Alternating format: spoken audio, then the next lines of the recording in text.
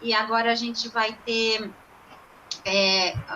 enfim, uma palestra, uma continuação dos nossos debates, focando particularmente nas questões das fragilidades e das ameaças do patrimônio, com a palestra da Mariana Tonasso, que é arquiteta e urbanista formada pela FAU-USP, com mestrado também pela FAO, foi minha orientanda, e onde ela fez uma disciplina, dissertação de mestrado, que ela vai falar certinho, sobre esse tema, exatamente sobre o tema dos, chama-se zonas de conflito, sobre os instrumentos de planejamento e preservação. E hoje o recorte da palestra, né, pensando aí na especulação imobiliária, nas metrópoles, nos instrumentos, fragilidades e desafios do patrimônio cultural, a gente pensou, então, nessa temática dentro da própria legislação. A gente falou muito da aula passada, foi o panorama da questão da proteção das áreas urbanas realizadas pelo IPHAN, indo até o período contemporâneo. Essa legislação do tombamento, ela não permanece durante todo o período sendo a única.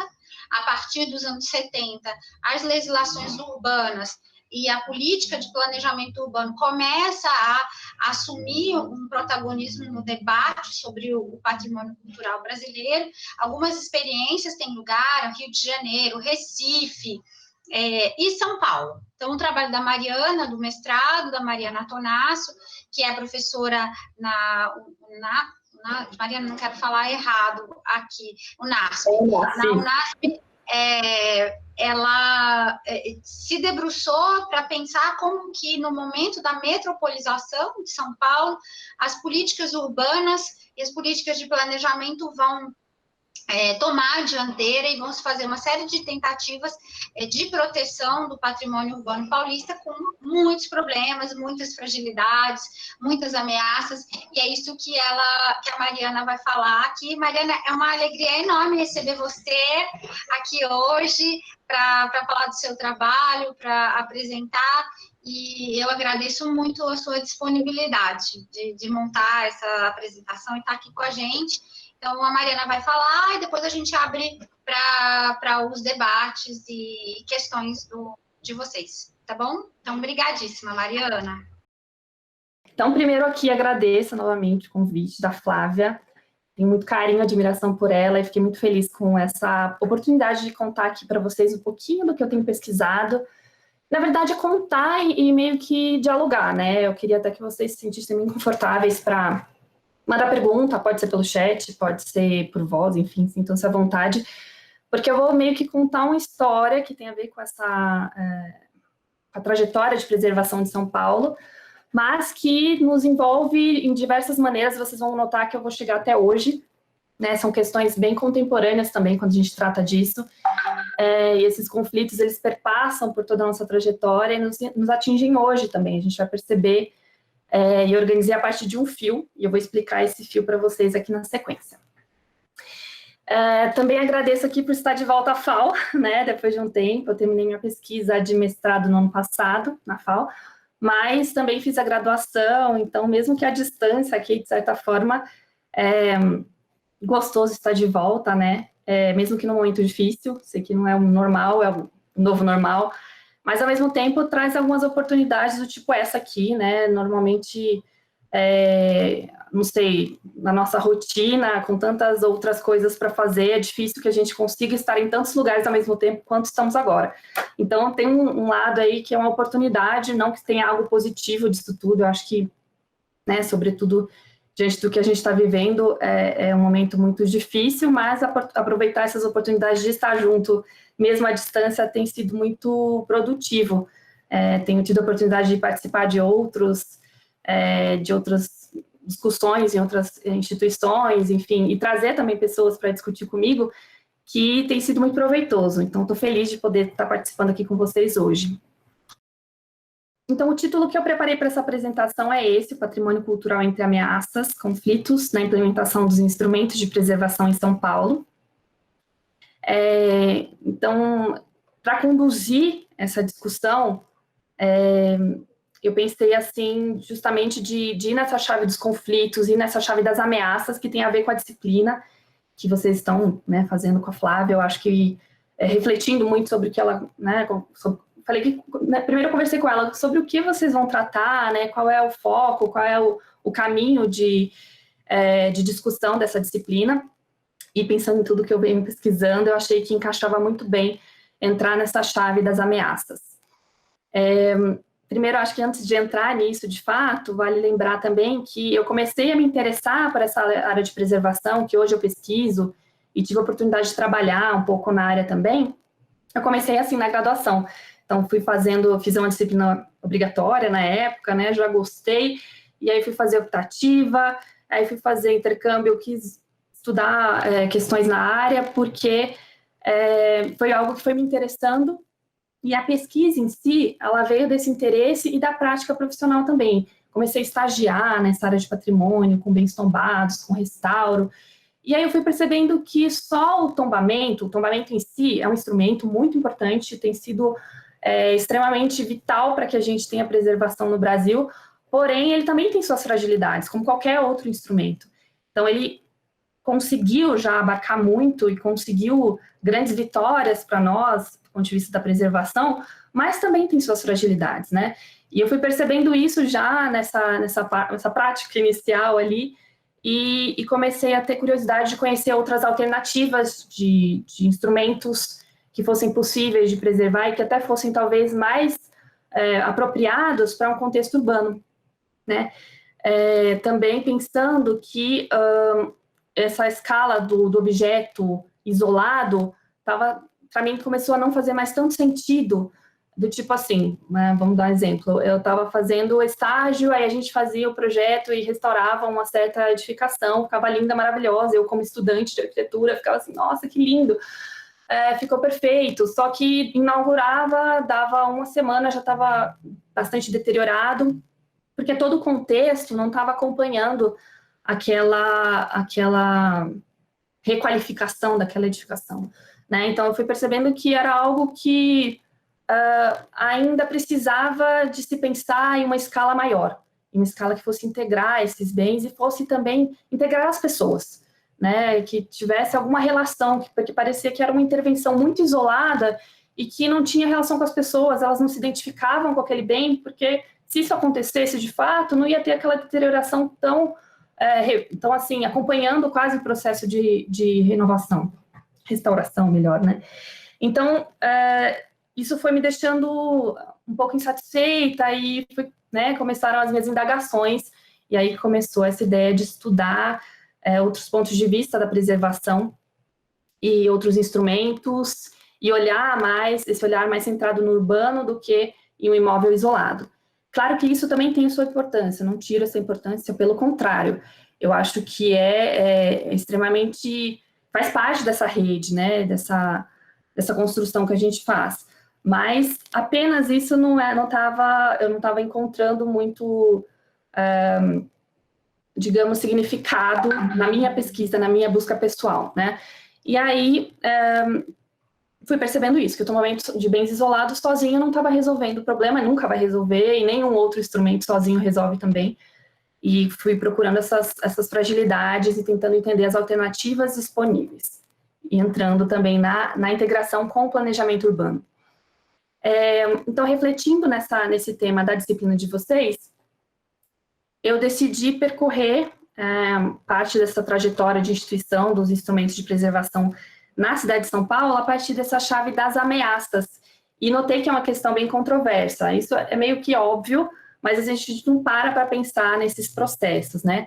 Por que é controverso? Porque, por um lado, as leis de proteção, elas surgiram como resposta às ameaças de destruição que muitas vezes esse patrimônio cultural vinha sofrendo. E a gente acompanha isso cotidianamente, isso acontece até hoje, né?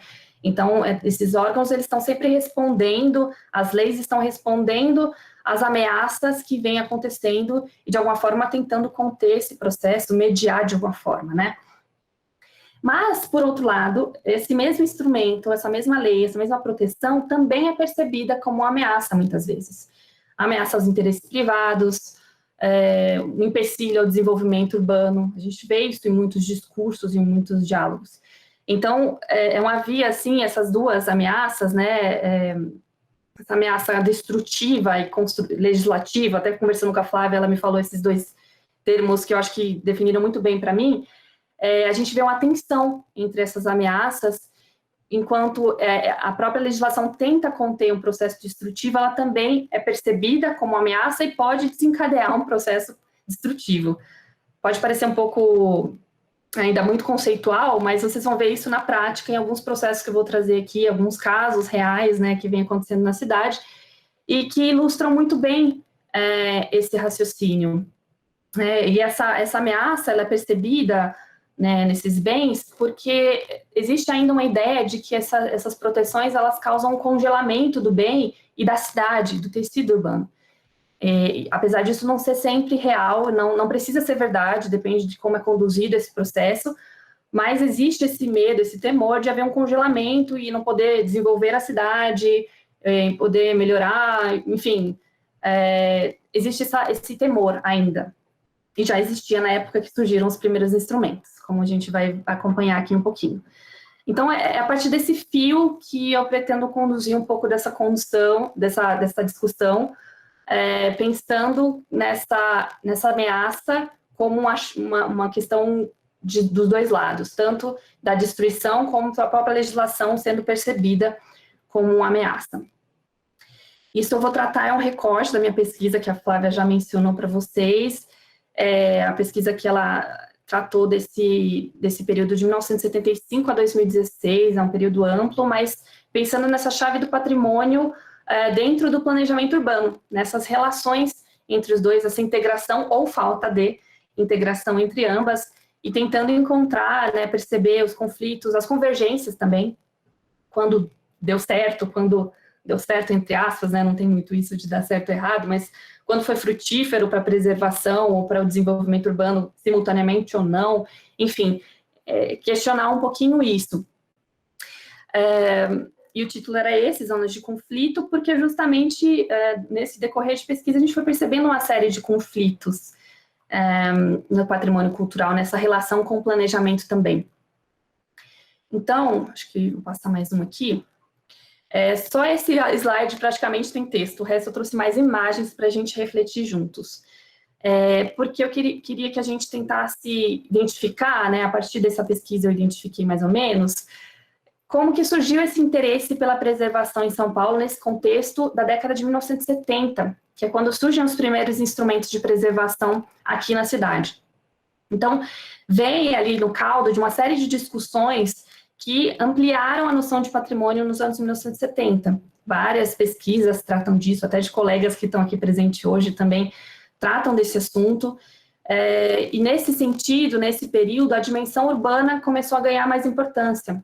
Então, no caso da cidade de São Paulo, o primeiro instrumento que efetivamente começou a funcionar, ele não foi feito dentro de um órgão de preservação específico. Por exemplo, existe aqui em São Paulo hoje o Compresp, que é um órgão de preservação, ele é voltado só para isso, ele lida com a preservação na cidade. Mas, naquele momento, na década de 1970, foi acomodada essa como que eu posso falar? Essa demanda, né, de preservação do patrimônio cultural entre as demais demandas do planejamento urbano. Então, foi feito um instrumento dentro do planejamento urbano para lidar com a preservação do patrimônio cultural. Não foi criado um órgão para isso, nem um instrumento específico, como é o caso do tombamento.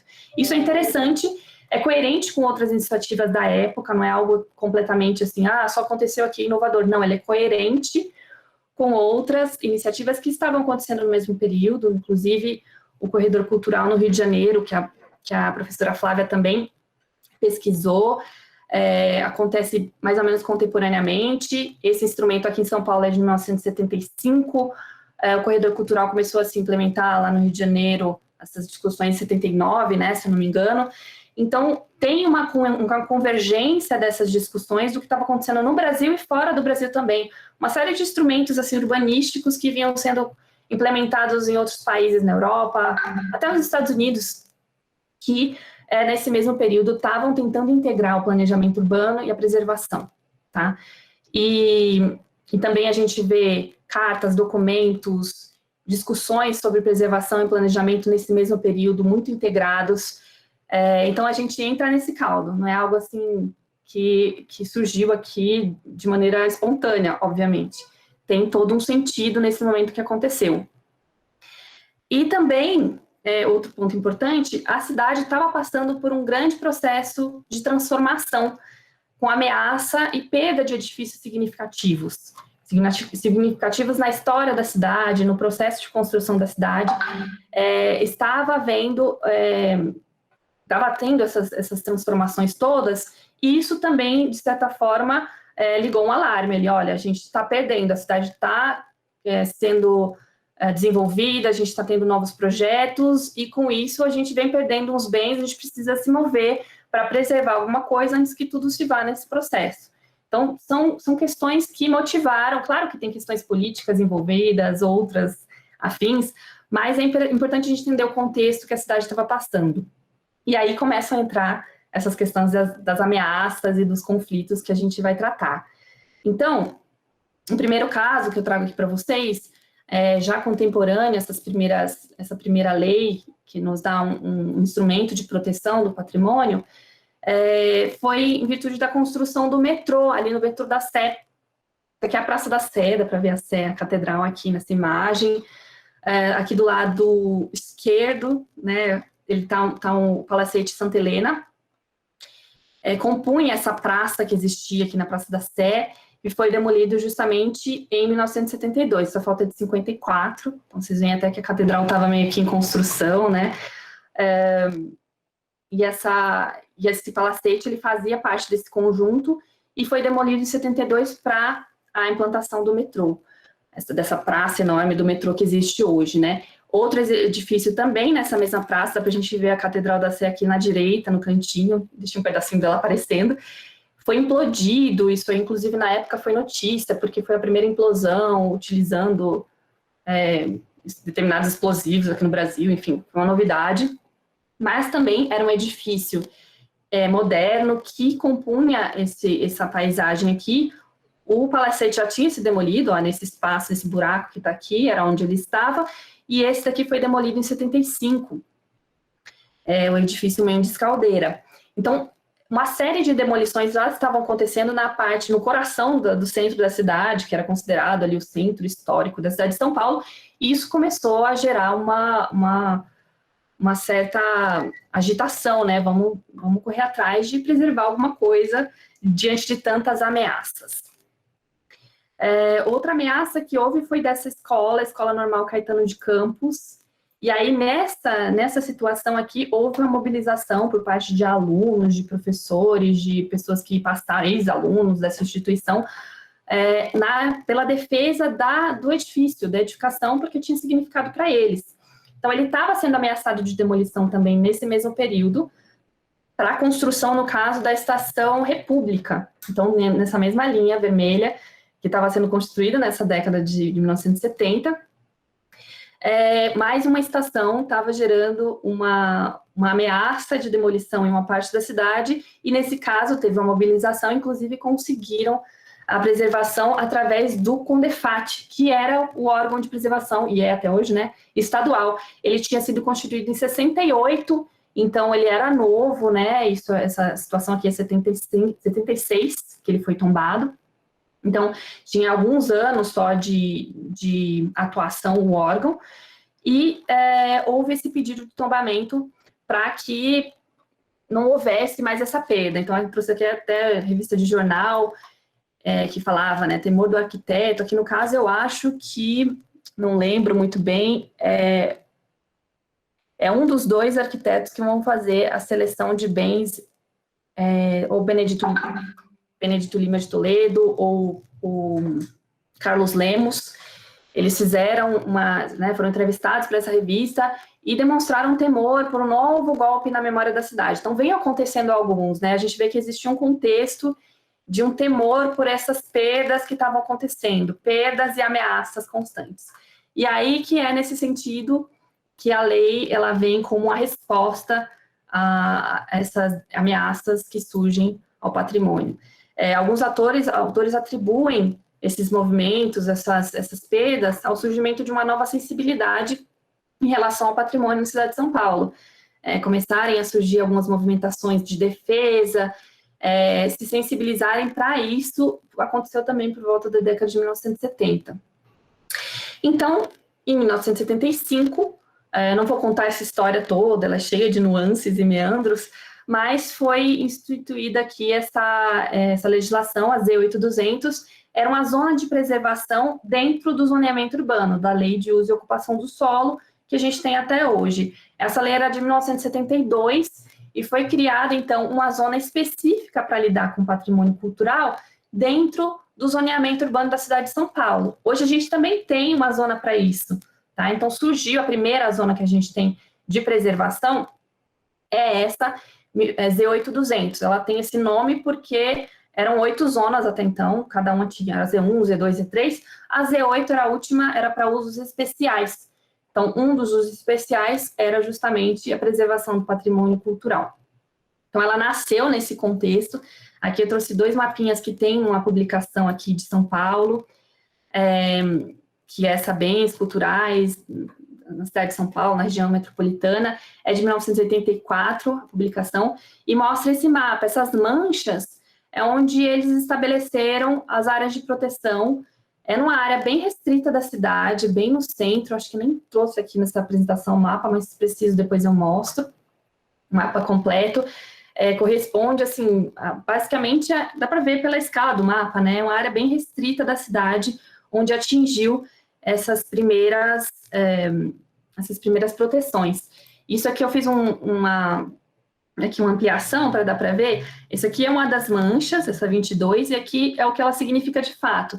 Não é que essa mancha preservava toda essa área, dentro da mancha havia outra delimitação. E aí na mancha tinha, os bens que eram preservados de fato são esses que estão em cinza, e com o gabarito controlado é esses que estão em amarelo. Isso significa que eu poderia até demolir esse prédio do gabarito amarelo aqui e construir outro do mesmo tamanho, com a mesma forma, com a mesma morfologia. Então, a ideia aqui era preservar a ambiência, era não permitir que fossem construídos edifícios altos, por exemplo, que fossem destoar, né, fossem alterar essa ambiência e a leitura urbana, que era algo que esses autores se preocupavam muito. Lembrando, então, foram os arquitetos Benedito Lima de Toledo e Carlos Lemos, que foram professores, inclusive, aqui da FAU também. Na época que eles fizeram esse levantamento, inclusive, eles fizeram um levantamento da área central da cidade de São Paulo, de todos os bens de interesse, dentro dessa situação, que a gente estava perdendo uma série de bens. Eles foram contratados pela Secretaria de Planejamento para fazer esse levantamento. E eles reuniram uma série de alunos, como vocês, como nós aqui, né, para fazer esse levantamento junto com eles e encontrarem os bens dignos, estava escrito assim, né, dignos de preservação na região central da cidade de São Paulo. Eles percorreram toda essa área e cadastraram esses bens aqui para preservação. Então, nesse momento, surgiu um primeiro mecanismo de proteção, de certa forma, desses bens, só que era ainda muito... nesse momento, o que surgiu? Era uma lei que falava assim, ó, esses são os bens que foram levantados na cidade, eles têm interesse por conta disso e daquilo, alguns têm descrições, outros tinham menos, e falava que as intervenções nesses bens precisavam ser aprovadas pela Secretaria de Planejamento, mas não falavam quais eram as intervenções permitidas ou não, ficou ainda meio em aberto, e estava escrito na lei que isso ia ser ainda regulamentado. Então, o que se sabia até esse momento é isso, ó, esses bens aqui têm interesse para preservação, se for precisar fazer alguma coisa aqui, precisa pedir autorização, tá? Então, era uma coisa ainda meio embrionária. Já em 77, esses autores, os meus autores foram chamados de novo para fazer um inventário, aí, de fato, eles iam se debruçar sobre esses bens, entender muito bem, e nesse momento eu quis trazer aqui uma citação para vocês, que tem a ver com essa lógica, com essa tensão que eu falei para vocês, entre a ameaça legislativa e a destrutiva. Porque aqui, nesse momento, eles já colocam que o tombamento, né, a preservação que existia nesse momento nas esferas federal e estadual, era já percebido como uma autêntica punição pelos proprietários. Então, a partir do momento que existia interesse na preservação de alguma área, interesse no tombamento, esses proprietários já percebiam isso como uma ameaça aos seus interesses. E poderia, inclusive, acarretar ou impedir, inclusive, processo destrutivo. Né? Então, uma proteção, algo que era para proteger, pode acarretar um processo destrutivo nesse contexto. Então, já era percebido, né? Então, percebam que tinha a demolição, a ameaça de demolição por um lado, e a ameaça, a própria legislação sendo vista como uma ameaça aos interesses e ao próprio desenvolvimento urbano. E outros casos vêm na sequência, né? Então, mesmo que tenha já existisse um instrumento de preservação em São Paulo, ele não conseguiu lidar com uma série de outras perdas que foram surgindo na sequência. Esses casos aqui foram na Avenida Paulista, ficaram muito famosos, foi na década de 1980 já, ou seja, já existia há quase 10 anos, a Z8-200, eles foram demolidos da noite para o dia praticamente.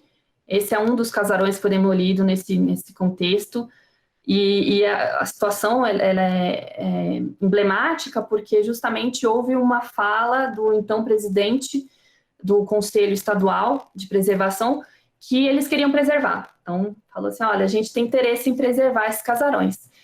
Nesse sentido, já houve uma reação de demolição, que é justamente acarretado por uma ameaça de proteção, né? Os dois lados caminhando juntos.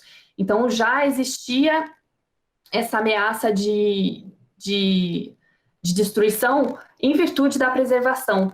Aqui eles demoliram, esse aqui é o casarão chamada Josefina Lutaif, que eram os proprietários nesse momento desse casarão.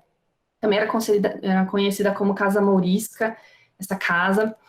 E nos relatos, né, sobre o que aconteceu naquele momento, a ordem que foi relatado, né, que quem estava trabalhando naquele momento, a empresa que fez essa demolição, recebeu uma ordem de derrubar o máximo que pudesse antes da polícia chegar, porque justamente eles queriam impedir, tornar aquilo impossível de ser preservado pelos órgãos de preservação, por aquele interesse que foi demonstrado, né? Então, nesse contexto, essa casa foi demolida junto com outras. Eu achei essa significativa e trouxe por conta dessa ilustração que eu gostei muito, eu achei ela muito poética e tem muito a ver com a nossa história, a nossa trajetória também. Ela é do cartunista e também arquiteto, ele é formado também na FAO, no IG, e ele retrata essa edificação como um espectro, assim, né, quase como um fantasma, substituindo o que substituiu essa edificação foi o estacionamento por muitos anos. Então, ela está aqui pairando sobre esse estacionamento que a substituiu por muitos anos, e eu achei bem significativo, né, dessa memória que permaneceu, de certa forma, e uma memória trágica, né. E por isso eu trouxe assim, em específico as imagens para a gente comparar com a ilustração, porque também é forte ver a imagem dela completa e ela sendo destruída e permanecer isso nessa nossa história, né? E vai ter, isso aqui eu só trouxe uma imagem do que existe lá hoje, achei também bem significativo pensar nesse prédio, esse do meio aqui todo espelhado, bem singular, né? Bem apropriado para o nosso clima, inclusive. Dá para ver aqui, até pelas imagens, esse prédio aqui atrás é o mesmo, já existia na época, então ele permanece aqui e foi substituído por esse edifício espelhado aqui, é o que existe hoje no lugar. E no contexto dessa nova leva de destruições já na década de 1980, eles aprovaram mais um instrumento para tentar incentivar, dessa vez, a preservação. Olha, a gente não vai só proibir que você faça alguma alteração, mas a gente também quer incentivar através da transferência do potencial construtivo. Então, aí foi um instrumento que eu acho que eu trouxe esse esqueminha aqui, que eu acho que fica bem didático, para entender como que eles pretendiam incentivar a preservação através disso. Era uma espécie de um mecanismo de compensação do proprietário. Pela legislação de zoneamento, aquele proprietário teria o direito, digamos, de construir até esses 4 andares. Só que o bem dele é tombado, o bem dele não pode, ele está protegido, ele tem restrições no aproveitamento desse potencial. Então, ele pode utilizar esse potencial em outra construção ou pode vender para outra pessoa. Então, a ideia aqui era, de alguma forma, compensar esse proprietário e incentivar a preservação, porque com esse recurso ele poderia investir na preservação desse bem, ou, enfim, não se sentir lesado completamente por uma preservação, e com isso a gente não poderia não ver mais a preservação como uma legítima punição, como eles mesmos falaram, né? Então, nesse sentido, em 1984, essas demolições aqui, acho que nem mencionei, foram em 82. Em 84, já a gente vê que tem uma concomitância, né, uma reação mesmo.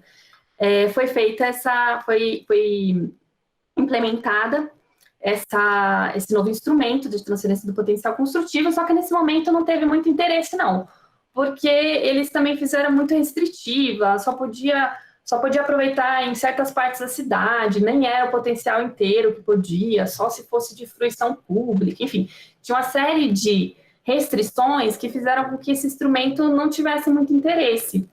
E é importante notar que um instrumento como esse, ele não é um instrumento assim que depende do poder público, ele incentiva uma transferência entre terceiros. Então, precisa ser atrativo, né? A pessoa precisa falar, olha, eu me interesso por adquirir esse potencial. E não aconteceu nesse caso, né? Não houve muito interesse, houveram poucos pedidos, eu acho que uma só transferência nesse momento. Depois foi reformulado, a gente tem hoje esse instrumento na nossa legislação também, mas com a outra configuração para tornar mais atrativo e conseguir incentivar melhor a preservação. Mas aqui eu trouxe isso para a gente pensar, né? Mais uma vez, a legislação reagindo a essas ameaças e também tentando evitar que a própria preservação, a própria proteção seja percebida como uma ameaça. Esse jogo é constante nessa trajetória. Só que aí, trouxe até um videozinho curtinho, vou comentando aqui junto, esse instrumento, todos os instrumentos que se fizeram até então, a gente percebe que nunca é suficiente, só o instrumento em si, ele não vai salvar, ele não vai resolver tudo, né? Então, a gente continua tendo perdas.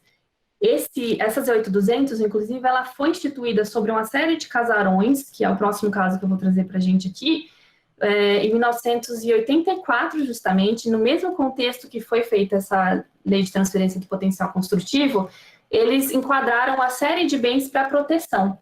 E mesmo esses que já estavam protegidos, perderam a proteção, e dessa vez não por ameaça dos proprietários, mas da própria gestão municipal. Eles tinham interesse em fazer uma obra ali, uma obra pública, e para isso eles tiraram a proteção. Então, né, nesse sentido, a gente vê que essa proteção tinha uma certa fragilidade para poder implementar essa nova obra. Esse caso, eu vou trazer um videozinho aqui mostrando, nem precisa do áudio, na verdade, só para a gente ver onde é que fica. Bom, esse é um conjunto de casarões que ficavam entre a Rua Assembleia e a Rua Jandaia.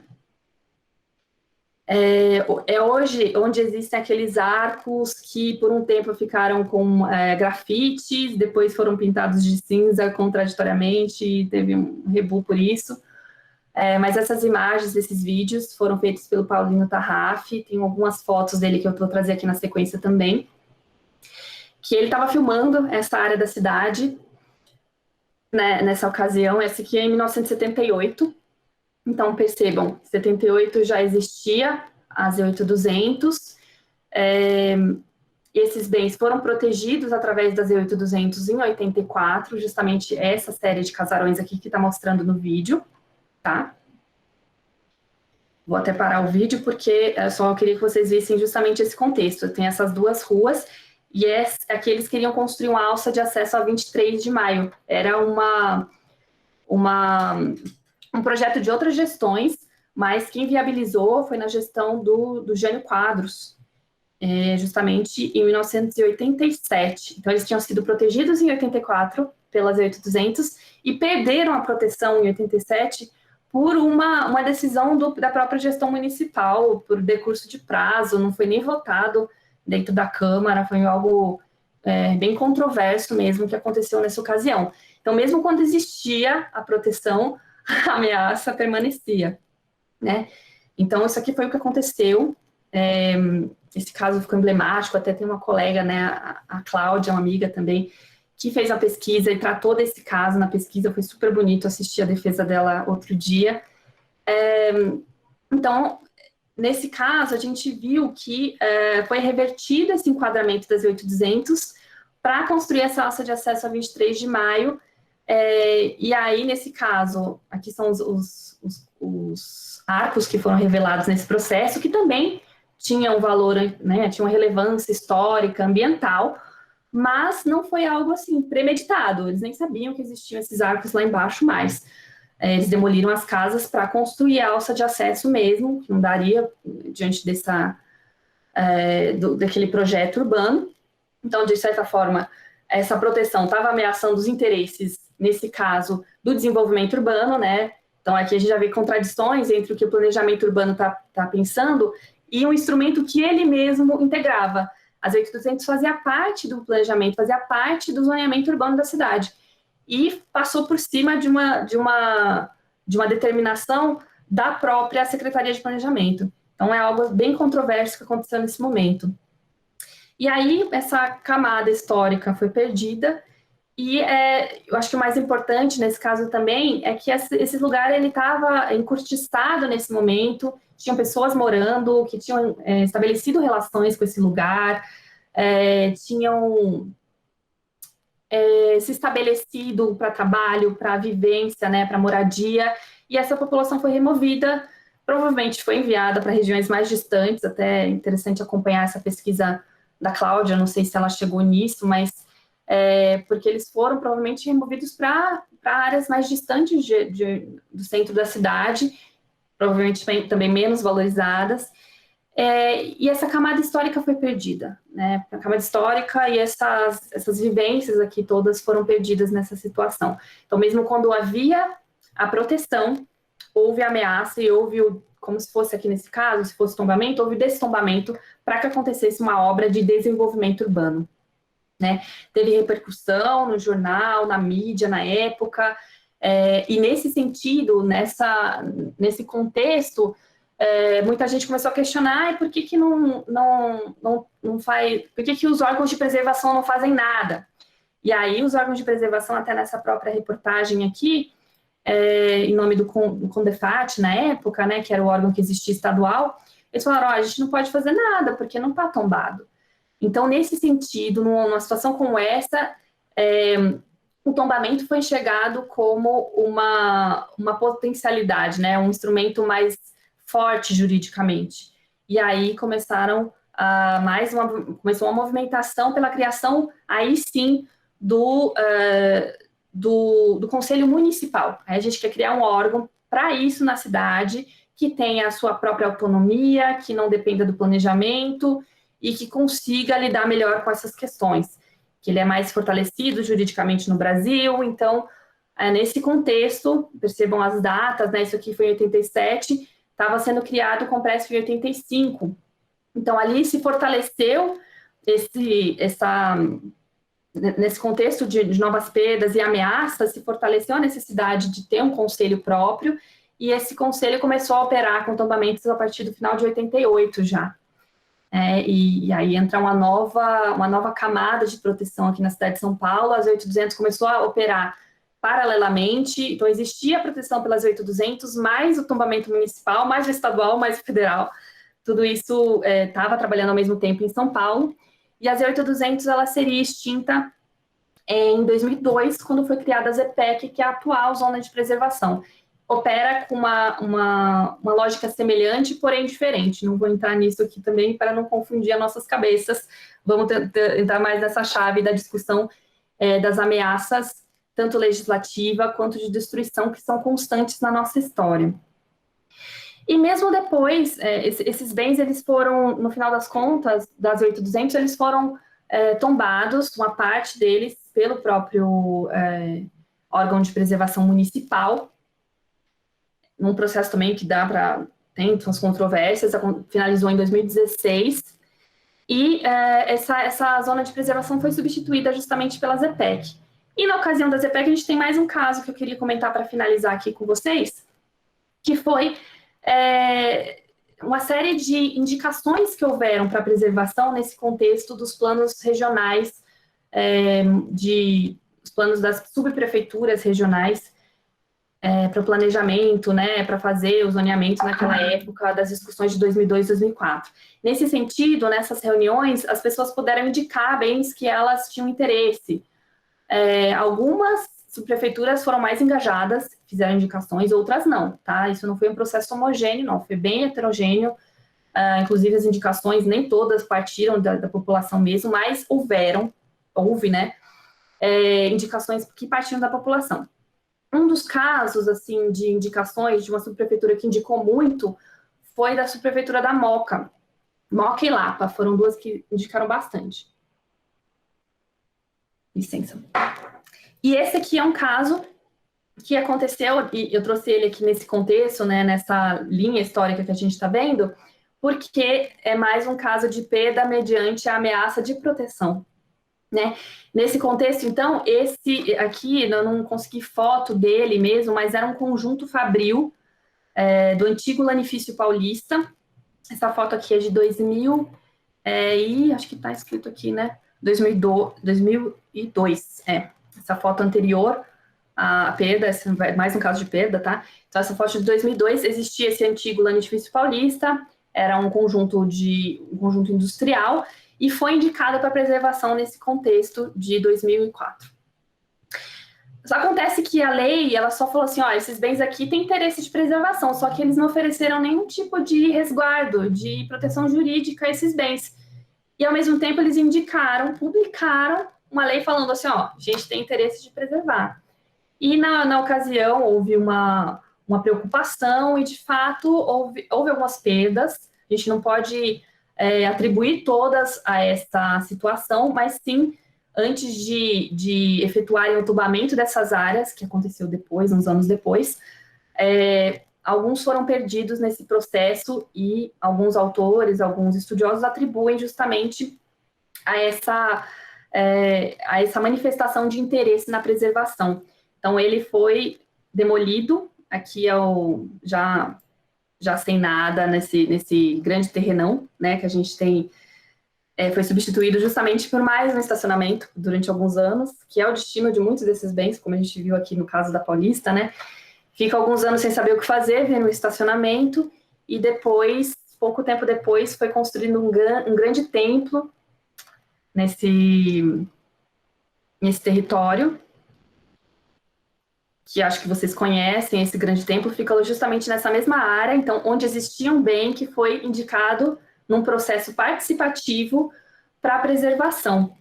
E aqui eu trouxe um videozinho também curtinho, que é uma intervenção artística de uma artista israelense, que ela apresentou na Bienal, e ela simulou justamente a demolição desse prédio.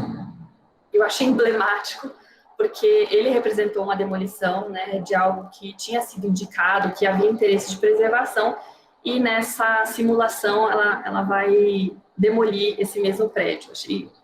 Chamou atenção, achei significativo nesse contexto essa intervenção artística, que justamente traz, né, novamente para a gente, né, essa lembrança dessas perdas, dessas ameaças constantes na nossa história. E são ameaças e são perdas que, vou até parar um pouquinho o compartilhamento para passar uma, só para o final ali, e fechar essa discussão. Eu vou só trazer esse último caso para mostrar que esses processos continuam, tá? Eu trouxe esse que aconteceu recentemente. Esses processos, então, de ameaças, eles estão sempre constantes e os órgãos correndo atrás de tentar, de alguma forma, impedir que esses processos aconteçam da maneira como vem acontecendo, né? Então, esse aqui foi um caso que foi um conjunto operário, um conjunto de residências operárias que ficavam no Tatuapé. Na época, uma discussão foi ano passado, né? Super recente, todo mundo acompanhou um pouquinho disso, quem está envolvido na área. Eu trouxe essa foto porque eu achei bem emblemático a gente ver, né, como eles eram, assim, quase os filhos pródigos, os filhos únicos, né, estavam no meio de uma série de edifícios super altos, que já estão verticalizando muito essa área de Tatuapé, e eram os únicos remanescentes, e houve uma manifestação também em defesa, até alguns colegas nossos aqui que estão hoje participaram disso, para tentar proteger, para tentar, de alguma forma, ter alguns vestígios ainda, né, que fosse dessas nossas, dessas vilas operárias, e essa pelo seu significado, mas também foi outra que sumiu do mapa, que eu trouxe a foto do depois, de tudo que aconteceu. E esse caso eu só trouxe porque, além de ser mais uma situação dessa, né, das destruições, das perdas constantes que a gente trata, porque quando eu li sobre ele, eu li esse post até da Raquel também, que é professora aqui da casa, Raquel Ronick, e o que me chamou a atenção foi que uma frase que ela trouxe era justamente o que me motivou a minha pesquisa, né, o pensar em alternativas. Ela fazia esse questionamento: o tombamento não pode ser o único instrumento de preservação da cidade, que é o que começou a me motivar. Tá, então vou pesquisar as alternativas que a gente tem dentro do planejamento urbano, como tá, né? E fui percebendo os conflitos que existiam ali também. Essa frase dela, para mim, foi significativa por isso. Não pode ser apenas o tombamento a única saída para que formas distintas de conformacidade possam se transformar, mantendo características e formas que já possuíam. Quem disse que não podemos transformar, inclusive adensar, que era o propósito nessa área, né, com outras tipologias? Aí é fundamental que a prefeitura, responsáveis pelas regras de uso do solo, né, de uso e ocupação do solo, com o apoio dos moradores, desenvolva o que nunca foi feito. Outras formas de manter transformando, ou transformar mantendo, antes que seja tarde demais. A Raquel Ronick, ela é muito urbanista, né? As pesquisas dela são voltadas ao planejamento urbano, e a gente percebe que então existe essa preocupação na integração da população nesses processos, e também, o que eu achei significativo, ela colocar aqui que a prefeitura ela é responsável por essas regras de ocupação do solo, e muito dessas discussões que a gente está tendo, desses casos que eu trouxe aqui para vocês, é porque a própria legislação de planejamento urbano endossa algumas dessas posturas, ao permitir que sejam construídas áreas, sejam construídas um potencial construtivo muito acima do que seria razoável para manter a ambiência urbana desses bens, né? Então, eu trouxe assim, esse caso também que eu tratei no meu mestrado, justamente para a gente ver como esses conflitos estão presentes na cidade até hoje, tá? Isso é presente hoje, e que vão permitir com que aconteçam contestações à preservação e ela seja dificultada nesse processo. Então, para que exista, de alguma forma, a gente consiga resistir a essas pressões todas, o poder público precisa estar trabalhando de modo a, de certa forma, como que eu posso falar, ele tem que fazer uma gestão disso e não criar mais conflitos. Vamos entender a partir desse caso aqui. Esse aqui é a região do Bexiga, isso aqui é a Praça Dom Orione aqui no centro. A gente vê, né, peguei uma foto do Google Earth para a gente ver como o entorno aqui está todo verticalizado e essa área ela ainda resiste como área horizontalizada. Ela é bem característica por isso, na região do Bexiga, no distrito da Bela Vista. Então, essa imagem eu peguei essa semana mesmo para a gente ver. Isso aqui é uma foto também a partir da escadaria, ali do Bexiga. Não dá para ver que é uma área mais horizontalizada. Aqui é a praça também do lado. Isso aqui é o que a gente tem de proteção em roxinho. É a preservação aqui, é o tombamento, tá? São os bens tombados. Em amarelo, que até sobrepõe, são as áreas envoltórias. Então, são essas áreas que protegem para manter essa ambiência. Então, percebam que é uma área que, desde 2002, esse tombamento é de 2002, tá? Então, esse tombamento é anterior, inclusive, ao zoneamento da cidade, que é de 2004. Era uma área que estava preservada por sua ambiência, por seu conjunto urbano, e não pelos imóveis isoladamente. E aí, isso daqui é o nosso zoneamento nessa área hoje, tá? O de 2004 era ainda pior, mas isso aqui permanece hoje. Essa área em vermelho aqui é um AZEU, é uma zona de estruturação urbana. Até tem uma colinha aqui para me lembrar exatamente o que tem escrito nessa zona, para a gente ver os conflitos que se estabelecem nessas áreas, né? A Zona Eixo de Estruturação da Transformação Urbana, a ZEU, ela é destinada a promover usos residenciais e não residenciais com densidades demográfica construtiva altas, densidade construtiva alta. E promover a qualificação paisagística dos espaços públicos de modo articulado com o sistema de transporte público coletivo. Então, é uma área que endossa a verticalização, porque eu quero adensar aqui, e para que isso aconteça, eu preciso construir mais alto, certo? Edificações mais altas que vão aproveitar melhor o potencial construtivo. Esses amarelinhos aqui do lado também, em vermelhinho ao fundo, tá justamente os bens protegidos, tá? Esses amarelinhos são ZEIs, que são zonas especiais de interesse social, que também permitem um potencial construtivo de até 4 vezes a área do terreno.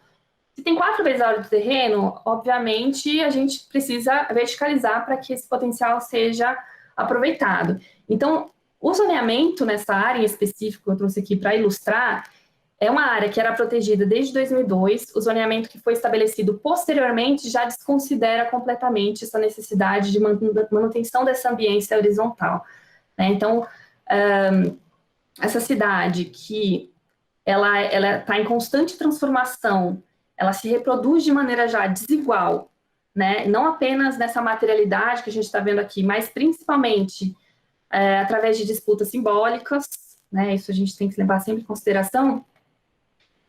O patrimônio cultural tem um papel fundamental nesse jogo, né? Nessas disputas que acontecem, e o Estado ele precisa mediar esses conflitos e disputas pelo solo urbano. Nesse caso, a gente vê que ele está gerando mais conflitos, porque, por um lado, a legislação municipal de preservação diz uma coisa: a gente quer horizontalizar, a gente quer manter a ambiência dessa área. E também a legislação municipal, só que de planejamento, diz: não, a gente quer estimular a verticalização dessa área. É algo controverso, é algo que não ajuda nesse conflito, pelo contrário, cria um conflito novo, né?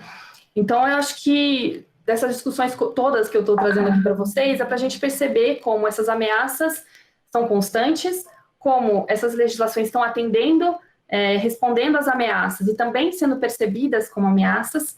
Uma maneira da gente tentar diminuir e tentar lidar com esse processo seria integrar, por exemplo, o planejamento urbano nesse processo, né, que consegue regular, dizer onde eu quero adensar, onde eu quero incentivar a verticalização ou não, através dessa legislação, só que ela trabalha de maneira desarticulada e às vezes até contraditória, né, uma contradizendo a outra. Então, são processos que são problemáticos, que eu fui percebendo no decorrer da pesquisa, ainda quero aprofundar na próxima etapa da pesquisa, se tudo der certo, porque eu acredito muito que a gente precisa muito verificar essas duas áreas e trabalhar elas em conjunto, porque em planejamento urbano a gente fala muito de direito à cidade, que envolve uma série de questões relacionadas à função social da propriedade, por exemplo, mas o direito à cidade também é o direito à memória, né? E a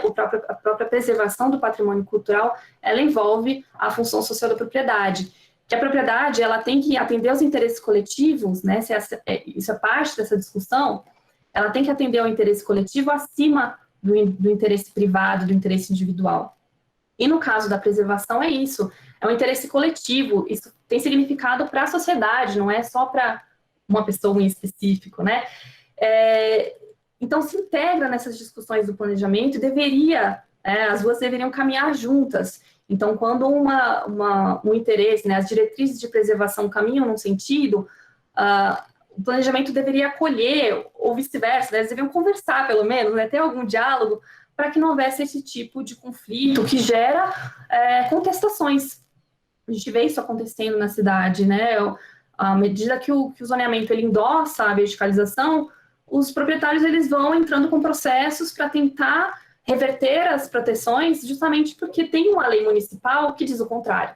Então, né, esses conflitos vão ser constantes enquanto não houver também esse tipo de integração para fortalecer a preservação, tá?